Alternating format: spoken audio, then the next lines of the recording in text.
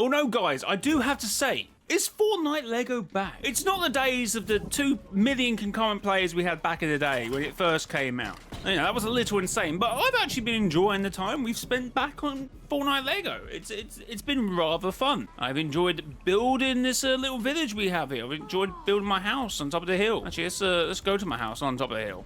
It's far too late for me to be joining this world. You guys already progressed a ton. But that's the beauty of open world survival games. You can come in at any point. Like, there's a whole world to build out here, man. Look, there's a whole world to explore. You can be building a whole city over here and we wouldn't even know it for months. I stumbled across one of my subscribers' crazy metropolis. How did he build this without me knowing, sort of thing? Look, I still think Lego Fortnite is no Minecraft. It is quite limiting in some regards, but it is still a lot to be getting on with in Lego Fortnite. I feel like the NPCs and the fights are pretty ideal at the moment. Maybe we need another change somewhere, like the spies being in a game is quite interesting. Come up against them is a very difficult fight. One thing I hate now about the amber, the rough amber being changed now. Every time I jump on, I forget. Now it's not in. Actually, it was never in desert land caves, was it? It was on the mountains, and that's now the obsidian. The obsidian is now on the mountains when the amber are now in grassland caves, the rough amber. I think the vehicles are a very cool aspect of Fortnite Lego. How they've improved these bad boys. I still think there's a bit of work though. I still think one of the issues with Lego Fortnite is the amount of players you can have in a lobby at any one time. It's 8. If it was more into the 16 to 20 player sort of numbers, I think that would improve the likelihood of more players playing. Or no, there is still massive lag issues sometimes. I don't know if it's just how we built stuff, but obviously that's still a point if that even is the case. But when people bus travel, when people join, I mean, I kind of understand that, but it's especially when people bus travel is when you get just a tremendous amount of lag. And I've been flying at some points, flying this thing, and someone bus travels, and it took me 2 hours. I don't know who it was. I think it actually might have been Rapid. He was on a server, I was on a server, he bus travelled, I was flying nowhere near a mountain. Next thing I know, when I reconnected, I hit a mountain, it broke both of my thrusters, and then I could fix them when I was near, but I didn't have a spanner to change the controls, so it was just flying erratically. So that was fun. Apparently Save the World UIs are going to become more modern soon. Yeah, but isn't that like almost a beauty of Save the World being kind of stuck in time, you know? Being kind of a look at how Fortnite used to be. Some people would argue that Fortnite OG should be that. The icons all should be correct. I don't know when they added this, but the whole connected box thing to the village. So if you have a village square, all the chests in that village are connected. Or no, you do have an option to turn them off, don't you? Which is a good, what do they call it? Value of life changes? It's a very good addition. I don't know if it was in when we last played the game, and it's always been in. If it's always been in, I missed it. Well, they should have made it more clear. Whenever that came in, quality of life. It was this season. Okay, yeah, big change, big help. So it's definitely easier. It's definitely more fun, I think, to play the big Lego Odyssey in 2025. It might not be cool, but it's certainly a lot more fun. Then, okay, you know, it was a lot of fun even back in, you know, when it first came out in 2023. But it's still fun now, and it's probably actually a better game, even though 2 million people aren't playing it concurrently. And it's certainly cool when people are doing things like this.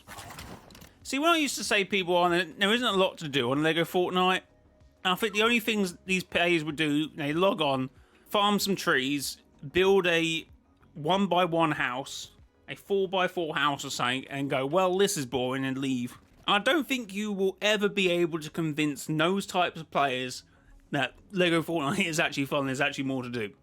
Okay, so maybe it's not Minecraft with the whole redstone stuff, you can do some incredible things. Unfortunately, when you're competing with a game like Minecraft, you're probably going to lose, but I think there's some quality to Lego Fortnite. Are only close friends allowed to join? These are not my friends. Oh, your loyal subscribers, but, you know, and that would be a bit parasocial.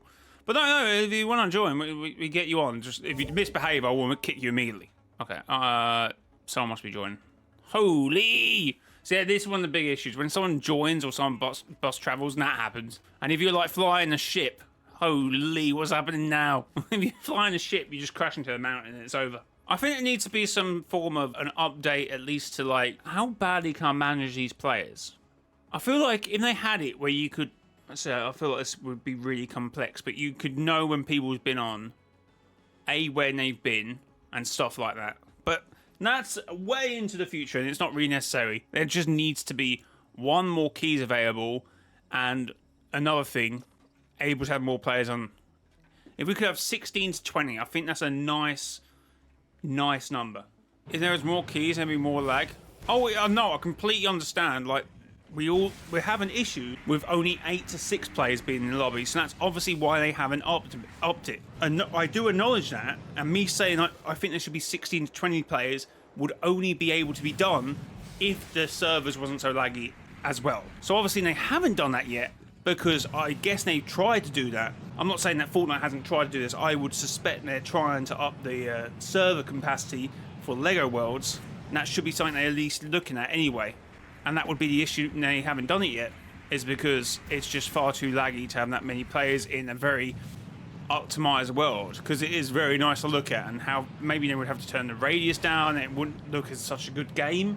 So that might be something why they haven't done it, and that might be the reason. But they need to at least be, that needs to be one of their top priorities for Lego Odyssey, is to increase the players, because I think the content possibilities would be higher if there were able to be more players in these lobbies. They should let you build H-Lods for Lego Worlds. So how do you even say that as one word? I always say H-Lods, but that's just probably not right. But yeah, yes, that would load at different things at different times. That's something I haven't looked into whenever I've messed around with creative, because obviously you can build creative maps like that, and it will use less memories.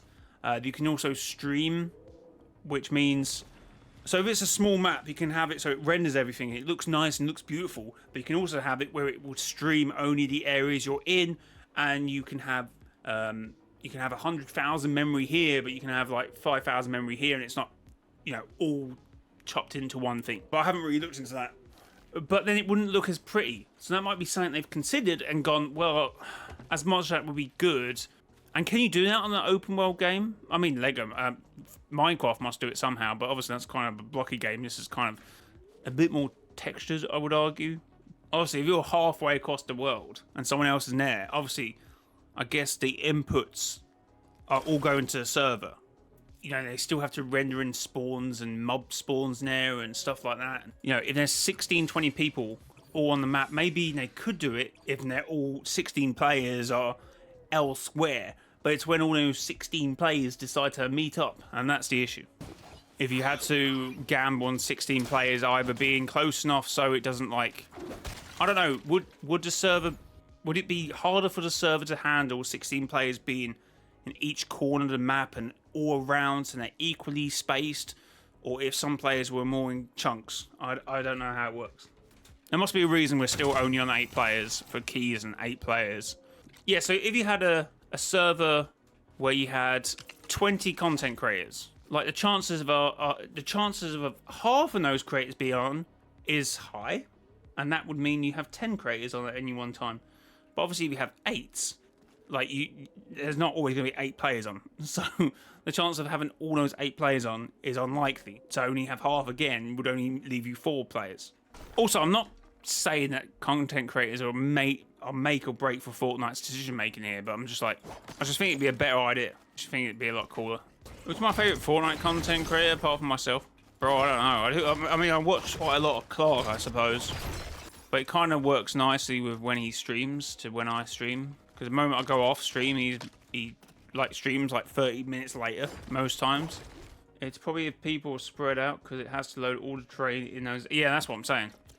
So it'd probably be easier for 16 players to all be in one place. So it's only individually loading that area. So it's probably be hard on the server for those 16 individual players to be elsewhere in the world. Then it will have to load in 16 individual areas, but also have the chunks ready to go for all the other parts being loaded in constantly when they move. And that's why they haven't done that. Which is a shame, because I think 20 would be perfect, 12 would be good, and I think 16 would just hit the nail on the head for players in the Lego server.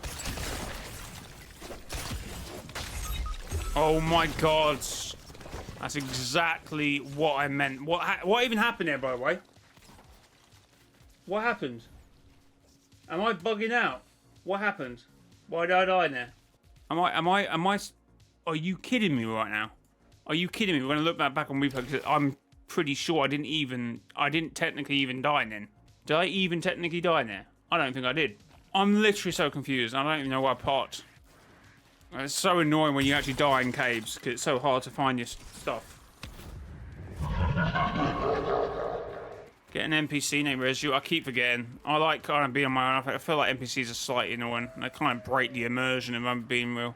To me, do you get knocks and your hearts come back? Do you like? Is it like how it is in Fortnite? Because to me, it looked like I died with like 4 and a bit hearts. I get knocks. I'm like, what? Okay, it's a glitch. Overall, I'm very happy with the current state of Fortnite Lego Odyssey. Like any game mode, it has its recurring issues. But overall, as a content creator, playing with my subscribers or playing with other content creators, doing challenges, there's an awful lot to do in this game. Now, I understand the argument because I see it when I stream, I see it when I do any Lego content. It's like, you have Minecraft. Of course, I also play Minecraft, but I think Fortnite Lego has its own unique beauty. Builds can be rather limiting because of how Lego works, and that's a constraint of Lego. Like, the Lego pieces have to fix together. But even then, there's an awful lot to be doing with builds. Unless you're blueprinting everything, and then yes, it will feel rather limiting, unfortunately. You have to use a bit more of your imagination. And guys, I hope you did enjoy this video. If you want to support me even more, consider using my support creator code MRJOY in the Fortnite item shop, or become a member of the channel for as little as £1, or just under £1, depending on exchange rates, I presume. But guys, if you did enjoy this one, leave a like, subscribe to the YouTube channel. Until next time, it has been your boy, Mr. JOY. It's next time. Bye-bye.